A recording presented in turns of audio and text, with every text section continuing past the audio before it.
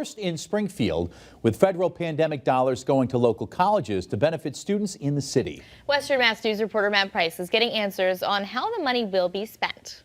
A first-of-its-kind grant program launched in Springfield to benefit local colleges and students in the city. With representatives from American International College, Springfield College, and Western New England University by his side, Mayor Domenic Sarno unveiled his administration's $750,000 higher education ARPA fund, something he had announced back in July as part of his announcement regarding the 13th round American Rescue Plan Act awards. Sarno says this could not have come at a better time. You get that higher education, it's going to open doors for you to be able not only provide for yourself and your family, but for the community.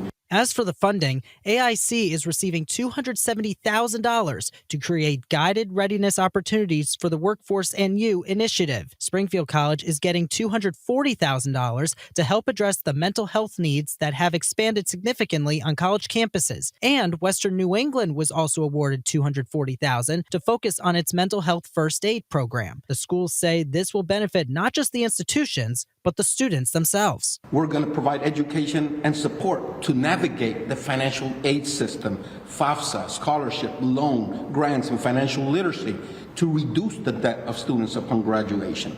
And we're going to provide financial support in the form of scholarship for Springfield residents. We look forward to expanding our trainers to be specifically certified in those areas so we can bring them to the greater Springfield community. Western Mass News spoke with Dr. Slandy DeJuiced, the Vice President for Student Affairs at Springfield College. After a 6-month process, she says the school was thrilled to have been chosen, as the money would be used to expand services to students and to city residents. This goes to the core of us addressing those issues to make sure that the students that we bring in can not only succeed, but also graduate to be productive members of society.